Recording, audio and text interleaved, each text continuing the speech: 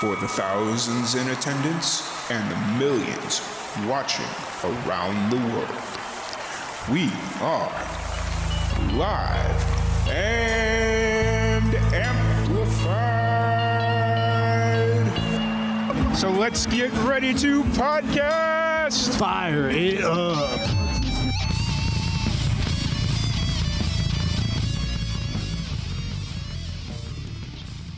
Welcome, everybody, to another live and amplified livecast. I'm your host, Tom Quiet, and we are back at it again with another amazing podcast. Today, we have a very special guest. We have Julia Rose Studios. How's it going today, Julia? I'm great. Thank you for having me. How you doing? I'm doing pretty good. Just enjoying the weird weather we're having here in Texas. It's going from 70 to 90 degrees down to 40. So, just kind of enjoying the weirdness. But excited to have you on the podcast. Really want to get to know more about you. I know you're in the middle of pretty much a cross-country trip. Before we kind of jump into that, the new album you released last year, what's kind of your background? What got you into music? Well, I've been playing music my whole life, really. I played in school and I played pretty casually for most of my life. And then within the last 5 years, I started to shift my attention toward building a career out of this and really dedicating myself to it. I always knew that I wanted to work for myself, and I didn't know what would be that avenue. And the more musicians I met, the more friends that I met who were living this lifestyle, the more I knew that this just made sense. But it has been a really cool opportunity to tie in all sorts of my passions, which is my ultimate goal, and music is probably the main one, and that's why it's really what I've dove into so much. Yeah, and you're working for yourself. You're traveling across the country, playing music, doing vlogs as well. You got a growing YouTube channel, which is really cool. Kind of taking a step back, who was the first person to introduce you to music? Music at all? Yeah, just music in general. Who's the first person to introduce you? Oh my gosh. I mean, when I was very young, my dad plays a lot of music, and he also, when I was growing up, he was a sound engineer for a local venue. So I would get to go to the shows and hang out at the sound booth a lot. And I remember being maybe 5 years old, and I really wanted to start playing violin. And my parents wanted me to wait until orchestra started up in school. So I had to wait a few years, but also some family friends, he was the conductor of the Albany Symphony Orchestra, because I grew up in New York. And so that family was very musical. I spent all my time at their house, and they got to start playing violin when they were younger than me, and I was jealous. And it turned out to work out for the better, because I ended up becoming a violist, which only happened because of the way that the school was set up to introduce us to all different types of instruments. But I mean, if we're going all the way back, yeah, I'm grateful to have had that influence when I was very young. What was it about the violin originally? Because that doesn't seem like an instrument that a young child would want to play. Honestly, I wish I knew something about it. I mean, 5-year-old me, like, who's to say why 5-year-old me wanted what I wanted? That's true. But I remember that when I was 9 and we got to try out all different types of instruments before choosing one, I remember seeing the viola and being much more drawn to that because of its lower, more rich tone. So I do remember why I chose the viola. But I mean, as opposed to starting a horn instrument, like, I wish I had a saxophone. That would be so sweet. Yeah. But I don't know, I was just drawn to the viola. So Gotcha. And so you picked up the viola when you were 9 and been playing it ever since? For the most part, I played it in school, and then there were a few years that I think that when kids are growing up and learning an instrument in school, stringed instruments are usually assumed to be classical instruments. Mhm. And so I needed to take a break after graduating high school because I didn't want to play classical viola and I didn't realize it could be anything else. And then in college, I took a few lessons. I took some fiddle lessons, but just here and there, I didn't really pick up my viola much until my last year in college. I ended up joining the jazz combo and a funk band. And I all of a sudden realized you can play any genre you want on a violin or viola. And I just didn't even know that was an option. And as soon as I started to like actually get to play the music that I like, I really fell in love with the instrument all over again. And to have that classical background was just a really nice foundation to jump in with. Mm-hmm. And so while you were in college, you went from the viola to you started taking fiddle lessons and then back to the viola. Was there much of a crossover between viola and fiddle, or like what was kind of the crossover there as far as like skill sets? Yeah. So a viola, you can play fiddle music on a viola. Okay. And a fiddle is just an instrument that you play fiddle music on. Mm-hmm. So a violin or a viola could be called a fiddle. It really just depends on the genre of music you're playing. So still playing the same instrument, just stylistically, it was that classic folk and mostly tunes that are passed down by ear through generations. Mm-hmm. I went to school in Maine and we were doing a lot of French Canadian tunes and shorter tunes that you can play on repeat and people can dance to, and they have certain tempos. So it's all about the genre. Gotcha. So it's all relative. It's all the same instrument, just played different styles. Yeah. Okay. Got it. Because I do like the fiddle and the violin, but I'd never heard viola being brought into that mix either. So that's what kind of threw me off there. But yeah, common question for sure. Gotcha. And so you started wanting to play professionally about 2019. Is that correct? Was I reading that correctly? Like started taking music professionally? Yeah, that sounds about right. Okay. What was that? Was there a pivotal moment in your life that it was like, okay, I need to start playing professionally or taking music seriously? Yeah, it did happen pretty quickly. I was lucky enough to spend some time hiking on the Appalachian Trail.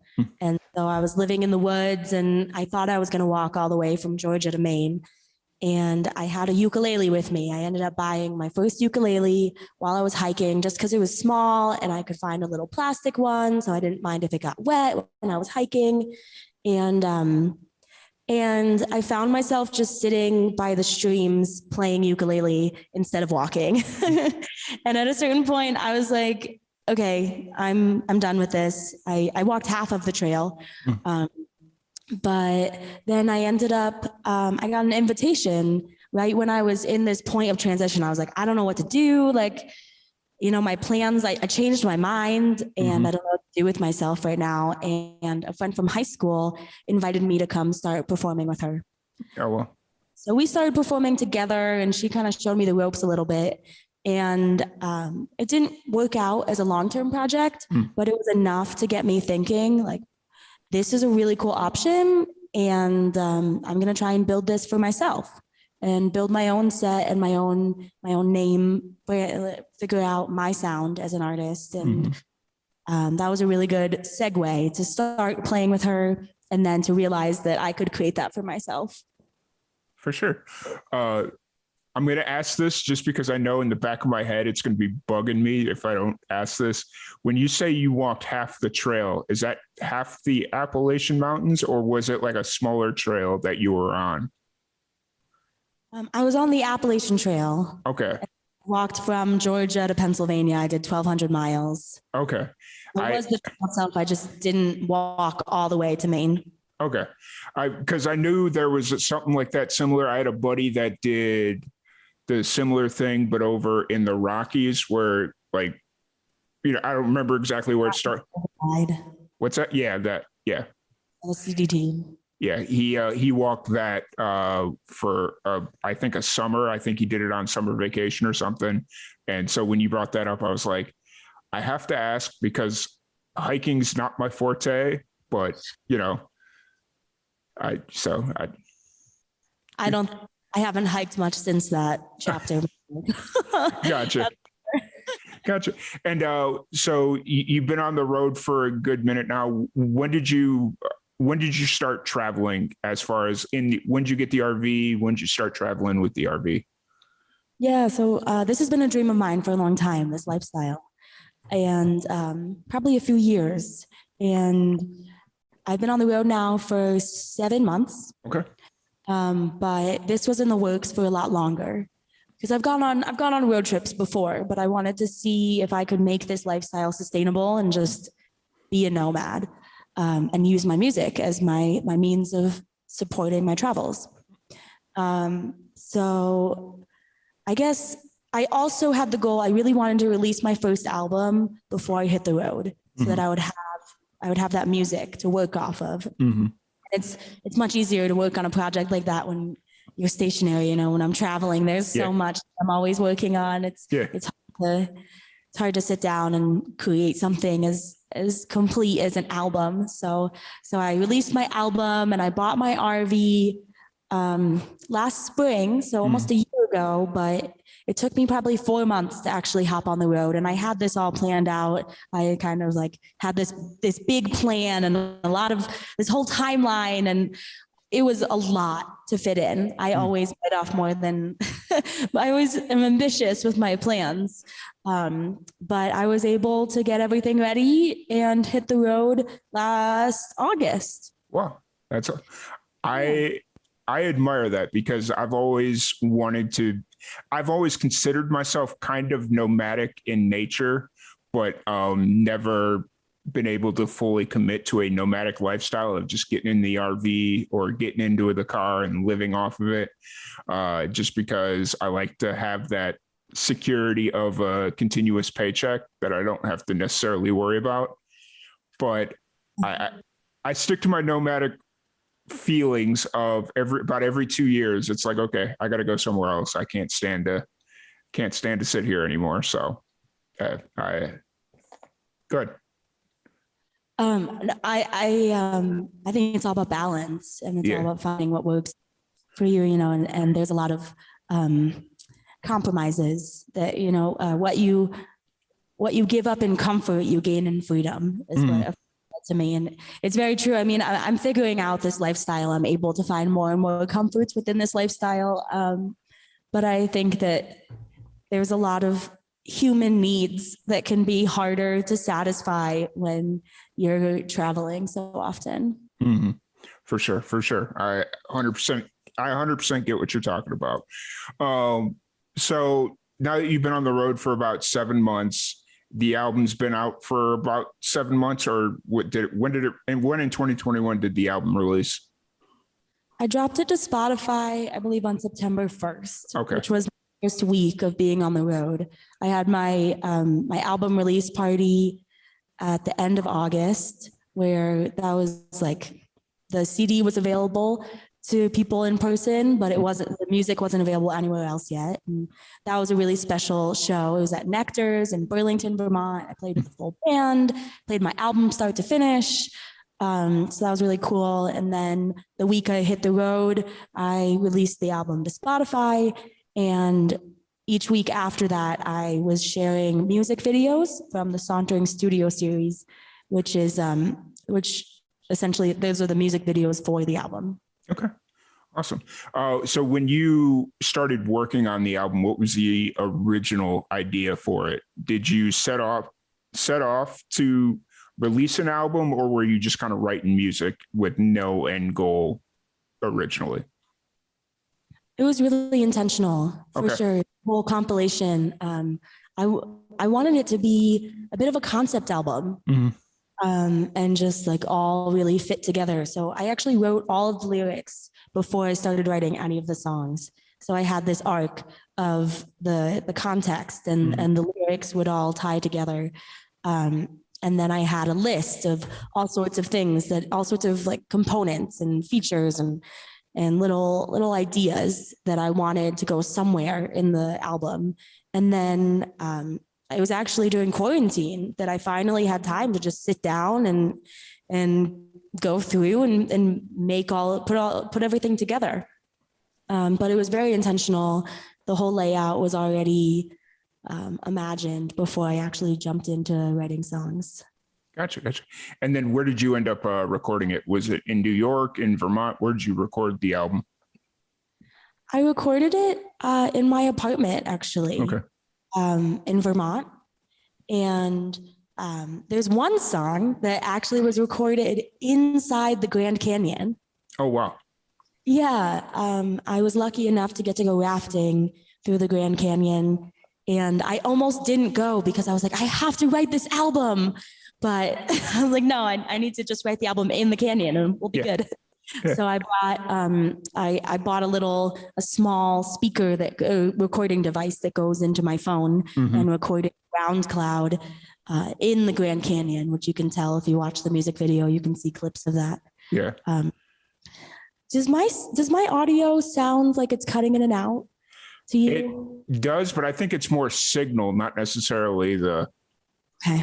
Yeah, I think it's more the internet signal. But now, as somebody also that has recorded a song in the I'm not going to say in the Grand Canyon because it was one of the offshoot canyons that wasn't technically the Grand Canyon. We shot a live performance video over a bridge overlooking the Grand Canyon, and that was the most impossible thing we've ever done. That's awesome. Is that Lee's Ferry? The bridge at Lee's Ferry? At the start? No, I don't remember exactly. We were in northern Arizona somewhere going out towards Las Vegas. So I'm not 100% sure where we were at because it was like day 4 of a 6-day road trip. None of us had slept more than 3 hours.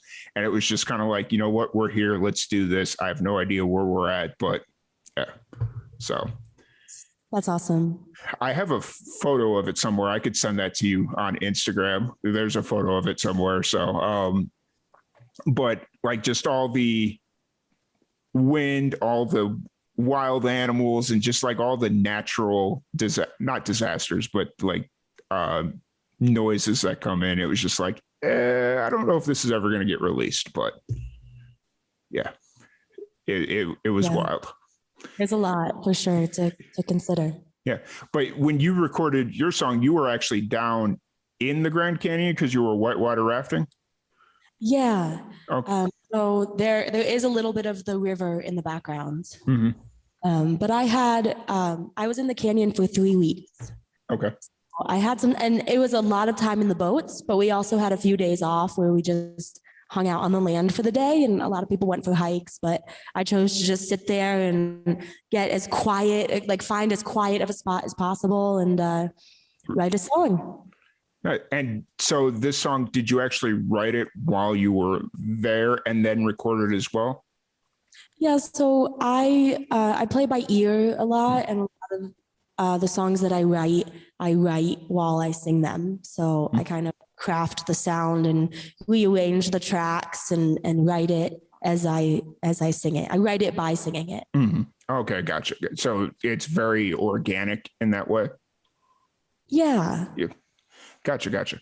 And so the album's been out now for about 7 months, you'd mentioned. What's going through your mind that the album's out now and like you're just kind of shifting gears as far as like your creative outlet? What's kind of going through your mind right now? Well, I've been performing for the most part as a solo artist, and I'm excited to keep working with more artists and more collaborations. And that's been one of my favorite things. I think at first I really wanted a chance to discover my own sound. And now that I'm aware of that, now I'm realizing how much more amazing, like the music goes to any project goes to a whole new level when you can combine all sorts of creative energy from different artists. So at this point, I think my next project with my original music is to write music with friends, but also to get in the habit of performing my original music and also getting to do that with different configurations of artists, whether that be bass, drums, saxophone, keys.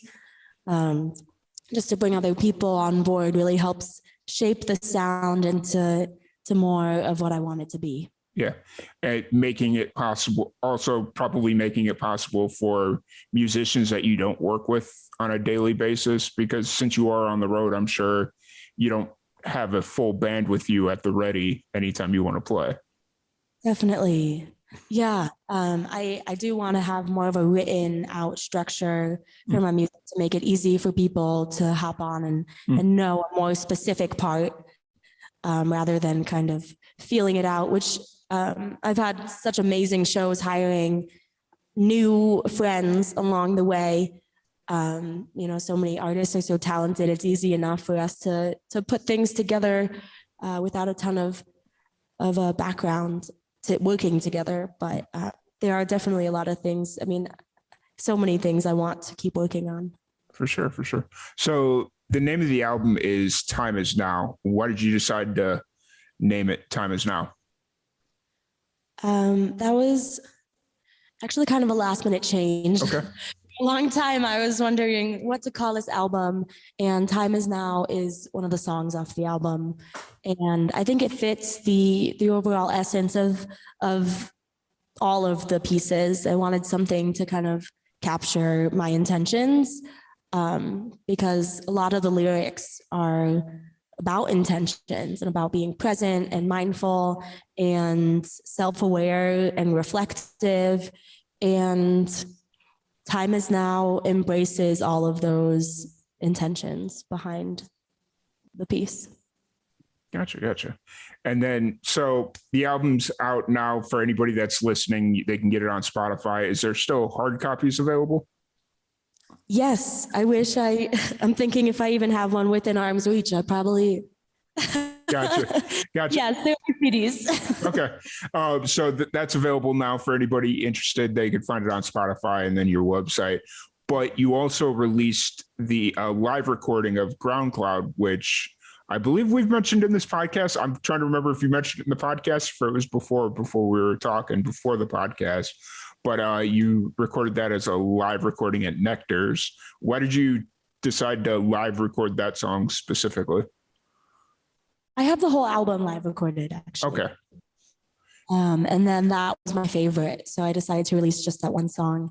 There was a point when I was tempted to release the entire album paired with the video and do like a virtual streaming of it. But that was right as I was moving and I didn't get as much footage as I wanted. And I really loved that audio recording. That was a song where I had my friend playing keys with me. He opened and then he came back up for a couple songs. And so to have keys also included with the bass, drums, and saxophone was just such an amazing evening. I really want to capture all the artists that contributed there. So that song was my favorite, and that's the one that got released. Gotcha. And how long ago did you release that recording or the live recording? I couldn't tell you off the top of my head. Okay, gotcha. It was during my travels. Gotcha. And was the performance during your travels as well, or was that prior before you left? That was right before I left. Okay. That was my last hurrah in Vermont, right before the week before I moved. And so that was partially my going away party. Gotcha. And so you've been on the road now for 7 months. What's been the hardest part about being 100% on the road? A lot of things. A lot of things. Okay. There have been a lot of unexpected challenges. Okay. Just in terms of like car troubles or RV, just a lot of like, oh, okay, now I've got to deal with this. Yeah. But beyond that, I think the hardest part about this lifestyle is to be constantly bouncing between different communities, and it's hard to have friends. It's hard to have a social life. And I guess I've been welcomed in by such amazing people as I travel. And I've also gotten to reconnect with a lot of friends from earlier chapters in my life who live all over the country at this point. But just to hang out and to have fun in a place and then to have to leave is hard because, that's human nature to want to build connections. So at this point I am traveling, I'm building a circuit and I'm driving between the same few spots. And so each time I get to go back to a place has been really wonderful, as opposed to showing up to a new town, not knowing anything. So I'm working with that challenge, but I'd say, constantly being in a new place makes the social life difficult. Is there a certain situation like that really was a positive inspiration for you to continue doing what you did? Like, did you have a cool interaction or something while you've been on the road that was just like, okay, this is why I'm doing this, or something to that effect? Every day. Every day? Well, maybe not every day, but there's been a lot of magic. It's been a lot of magic, and it's been a roller coaster. There was a period where it felt like everything that could possibly go wrong was going wrong. Yeah. And there was the owner of an RV service center in Santa Cruz. She was like, I'm not letting you quit. That was a moment when, like, at that point, I had an option to give up. Insurance was saying that they would reimburse me for the trailer because of some damage that had happened to the trailer. And this woman convinced me that she was like, no, we're going to fix this. It's not a big deal. This happens all the time. Like, you're not quitting. You're not giving up. This is fine. But I was like almost done at that point. That was at the very beginning, I guess, like a month or two in, when I just didn't really have much figured out yet. But just in general, all the people that I've met along the way, and the past few months, I've really been in a different place of feeling more confident, feeling like I'm figuring out a pace of travels that works better for me, and finally building more connections and meeting cool people, playing more shows. So at this point, I'm just grateful for all of the magic and the experiences and the people that are just so excited to cross paths and share time on this adventure.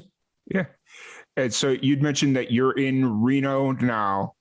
How long have you been in Reno? I've actually been here for a week now, which is time for me. I just had a little bit of a window and ended up meeting some cool people, and I'm still here. Nice. And then you're on your way up to Utah. Wait, yeah, it is up to Utah. I just had a minute of like, wait a minute, what's going on? Right? Yeah. So you're out on your way up to Utah, Moab, and then Salt Lake, or Salt Lake and then down to Moab? Yeah, Salt Lake first, just for a weekend, and then I'll be in Moab for a month. Okay. Have you ever been to Utah before, or is this like your? Yeah, Moab has been a really awesome spot for me. I've played there a lot, and that's the town where I've spent the most time in my travels so far. Okay, cool. I'd mentioned before that Moab is one of those cities that I want to spend more time in, but because of how our schedules usually work out when we do get to travel, Moab's like that pass-through city. It's like, okay, we got like an hour. Let's see what kind of trouble we can get in. And then it's usually that McDonald's right there on the main road going through Moab. So. Well, now you know for next time to leave more time. Yes, for sure. And then after that, you're on your way to Colorado. And is that kind of as far ahead as you planned, or do you know, like, for the next year where you want to be? I have a lot planned out. Yeah. Okay. Gotcha. I didn't. What's that? I'm not sure if I've shared any of that news yet with. Yeah. I'm generally bouncing between the places that I've been building roots. Okay, gotcha. Yeah, it's one of those things where some people they're just very fly by night, and it's just like, okay, well, I think this week I'm going to go over here, and then some people are just very planned out. I guess So is the best way to word that. I think that for me, trying to book all of my own shows, I really have to plan in advance. Mm-hmm. And well, I guess I don't book all my own shows anymore, but either way, booking shows you have to plan in advance for. So it's nice to have a general idea of where I want to go. Yeah, for sure, for sure. And how often are you playing shows right now? Since that seems to be your main source of income. Yeah, I've been at the point where I'm playing 3 to 5 shows a week. Oh wow. Okay. And when I go over to Moab, I'm gonna have 6 shows a week for that month. Oh wow. Busy month. It's their busy season. Yeah. And then the summer I'll be coming back a little bit to give myself some more time to do other things. Awesome, awesome. That's really cool. And so you're going to be in Moab for a good bit, then you're going down to Colorado.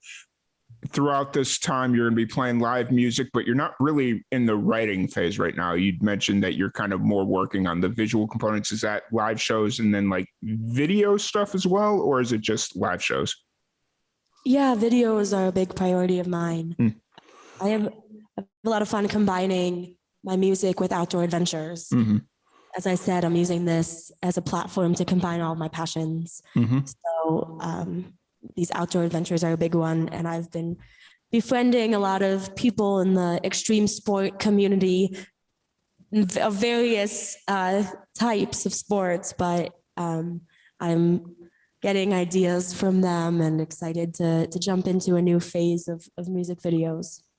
Awesome. Awesome. That's got to be fun. And are you the one shooting all the videos? Like, is that in your forte or do you have somebody helping you with that? I made all of my videos for the first video series, for the Sauntering Studio series, and then everything that I do for social media is self-edited and self-shot. But I'm at the point where some of the ideas I have would just be so much better represented if I was collaborating with a videographer. So for my next round of videos, I think it'll probably require a lot more drone work. Okay. But my big project next would be live performances in unique locations, and really doing more of focusing on remote shows. Mm-hmm. Gotcha. So you've mentioned several different times about your sauntering sessions. How long have you been doing that?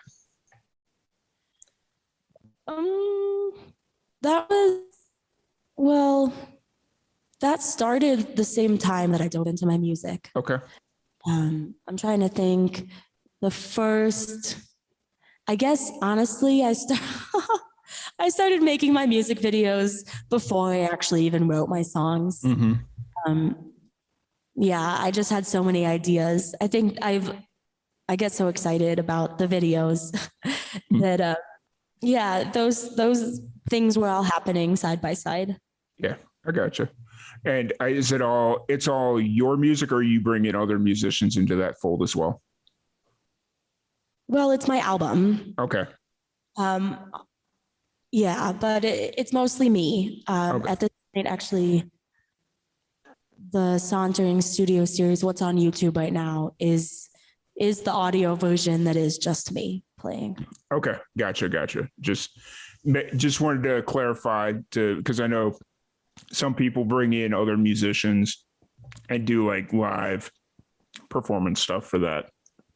So, but obviously you're on the road right now and you're a very creative person. So art is a big part of your life, but when you need to take a step back from everything and just kind of get some time to decompress, what are some of your hobbies? What do you do to just kind of get away from the stress of traveling and living on the road? I do ski, and so I've gotten to ski a lot in the last few months. I got the Icon Pass, so I get to ski. I've gotten to ski at 9 resorts, and I'm hoping my trip to Salt Lake will bump me up to 11. Oh, wow. This season. So that's been a fun a fun adventure. I've never skied at so many resorts in one season. Nice. Yeah. I just got a mountain bike, so I'm going to be getting into that this summer. I have so many, Yeah. I have so many hobbies. Yeah, I think the biggest thing is just taking some time to do self-care when I'm in towns, just because I don't have much of a routine. So it's really important to be mindful of my needs as I travel. Gotcha. Yeah, that is very important. I think just in general, like in life in general, it's important for self-care and to make sure you're taking care of yourself. And I should have known skiing was one of them because I was scrolling through your Instagram reels and I saw it was a lot of skiing videos. I was like, oh, yep. That as I'm asking the question. A lot of skiing, definitely. Yeah. Is that something that you've been doing for a while or have you just recently picked it up? That's also been my whole life. And used to work at a ski resort. Okay. Before I hit the road for the last 5 years. Actually, I was working at a ski resort. So that's a huge part of what I do, I guess. Gotcha. That makes sense. And I guess living in Vermont, I guess that makes a lot of sense as well. That I feel like that's a barrier for entry to live in Vermont is that you have to ski. I can't imagine living through a cold winter like that without having a hobby that involves the snow. Yeah. So I would not want to live somewhere that cold without skiing. Gotcha. Makes sense.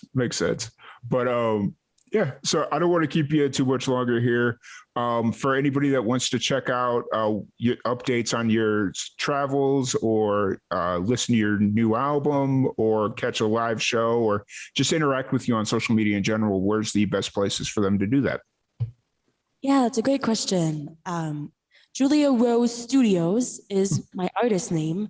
And I try to have everything nice and connected, all the links cross referenced. So if they find me anywhere, it should be easy to find me on the other platforms. But Julia Rose Studios is my name on anything. So Instagram, Spotify, Apple Music, YouTube, my website, it's all Julia Rose Studios and it's all connected. And the link in my bio on my Instagram has a lot right there. So I'd say Instagram is a really great place to start, but I also feel really, I put the most time into my Instagram, Spotify, and YouTube. Gotcha. But I'm on all I can't even keep track of all the social media links these days. It's crazy. Yeah. The Instagram seems to be the place where everybody's going as far as like musically speaking. Some people are playing around on TikTok, but I feel like you have to be a special kind of person to get along, to make your thing way on TikTok. So, but no, that's awesome that you're doing so well and you're living the dream. I only hope that one day that I'll at least get to experience a nomadic lifestyle, a true nomadic lifestyle. Maybe we'll see. So, but before we kind of cut this off, what advice do you have for young musicians out there that are getting ready to make that next step in their life, as far as musically speaking? I would say just go for it and just surround yourself with other musicians. Surround yourself with the people who inspire you. Ask them questions and that was, everything that I've learned. Not everything, but I've learned so much from the community. Yeah. Yep. I'm a firm believer in that. And the old adage of miss 100% of the shots you don't take. That's another one that I'm a firm believer in. So thank you for sharing that. Thank you so much for giving us time to sit down and chat a little bit about your music and what you got going on. I'm really excited to see what you got coming up next and like where you go from here as far as like shows and, everything like that. So I'm really glad that we had this time to sit down and chat. Yeah, likewise. Thank you for your time. For sure. Once again, thank you so much. Thank you everybody for tuning in and we will catch you all later.